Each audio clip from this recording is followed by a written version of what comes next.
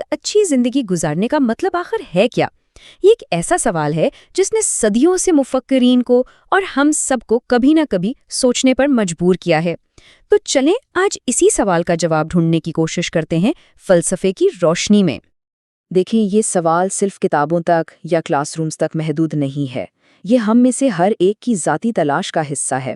آخر زندگی میں حقیقی خوشی، مقصد اور سکون کیسے پایا جا سکتا ہے؟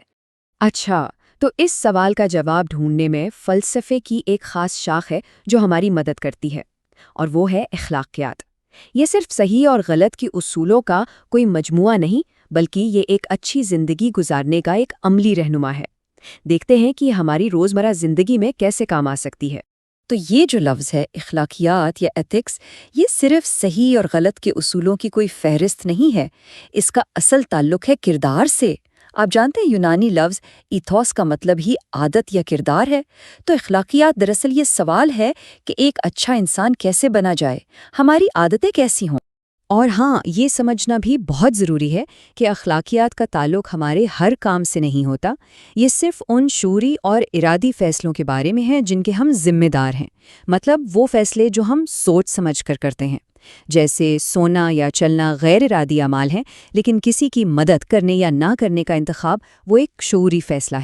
تو اس کا مطلب یہ ہوا کہ اخلاقیات صرف ایک نظریاتی بحث نہیں بلکہ ایک عملی فن بھی ہے۔ قدیم یونان اور روم میں فلسفہ صرف سوچ و بچار کا نام نہیں تھا، بلکہ یہ زندگی گزارنے کا ایک طریقہ تھا، اور اس کی سب سے بہترین مثال ہمیں ملتی ہے اسٹوئسزم میں۔ ایپکٹیٹس کا یہ قول اسٹوئک سوچ کی بالکل روح ہے۔ یہ فلسفہ کسی یونیورسٹی کی عالیشان کلاس میں نہیں، بلکہ ایتھنز کے ایک عوامی برآمدے یعنی اسٹوا پر شروع ہوا تھا۔ یہ سب کے لیے تھا، امیر، غریب، طاقتور، کمزور، اور اس کا مقصد صرف ایک تھا، ایک اچھی اور بامقصد زندگی کیسے گزاری جائے۔ اور دیکھیں، اس فلسفے کو 3 بالکل مختلف پس منظر رکھنے والے رومی مفکرین نے عروج بخشا۔ ایک طرف سینیکا، جو ایک امیر سیاستدان اور ڈرامہ نگار تھے، دوسری طرف ایپکٹیٹس، جو ایک غلام تھے اور بعد میں ایک با اثر استاد بنے، اور پھر مارکس اوریلیس، جو خود روم کے شہنشاہ تھے۔ اس سے یہ بات واضح ہوتی ہے کہ اسٹوئسزم کسی ایک طبقے کے لیے نہیں بلکہ ہر انسان کے لیے تھا۔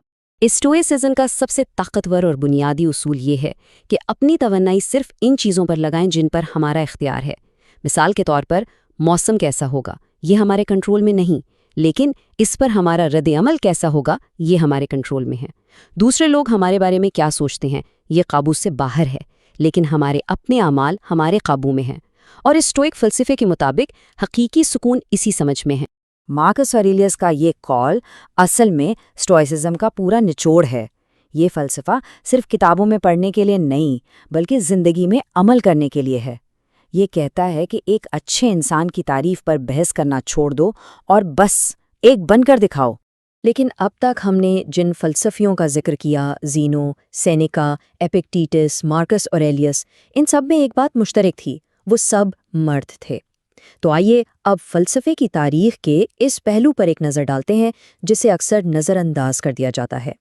یہ ایک بہت اہم سوال ہے جو ہمیں خود سے پوچھنا چاہیے۔ جب بھی فلسفی کا لفظ سنا جاتا ہے تو ذہن میں کس کی تصویر ابھرتی ہے، اور کیا وہ تصویر فلسفے کی پوری کہانی بیان کرتی ہے؟ یہ عدد دیکھیں، 3.6%۔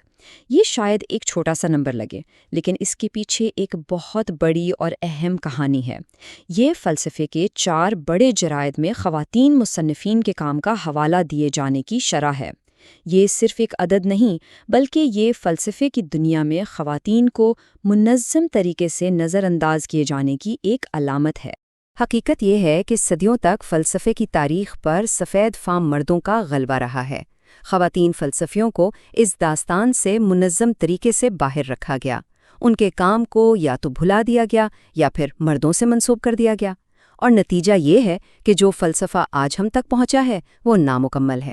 لیکن سچ تو یہ ہے کہ خواتین ہمیشہ سے فلسفے کا ایک اہم حصہ رہی ہیں۔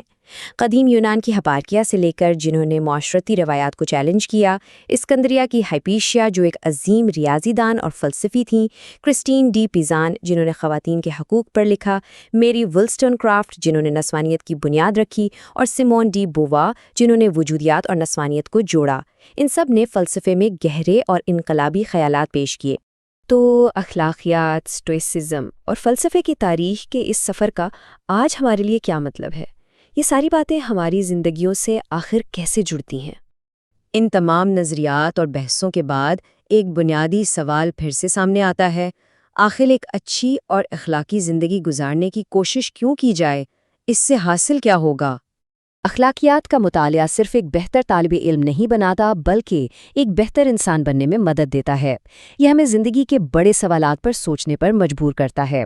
یہ اپنے فیصلوں کو زیادہ واضح طور پر سمجھنے اور بہتر انتخاب کرنے میں مدد دیتا ہے، اور سب سے اہم، یہ ہماری سوچ کو تیز کرتا ہے، جس سے زندگی کے ہر شعبے میں بہتری آ سکتی ہے۔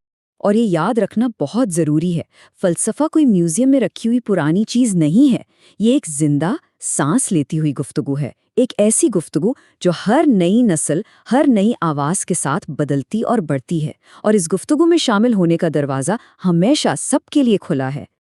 آخر میں فلسفہ ہمیں تیار شدہ جوابات نہیں دیتا، یہ ہمیں بہتر سوالات پوچھنا سکھاتا ہے، یہ ہمیں سوچنے کی دعوت دیتا ہے۔ تو اس اچھی زندگی کی تلاش کا سفر کس سوال سے شروع کیا جائے؟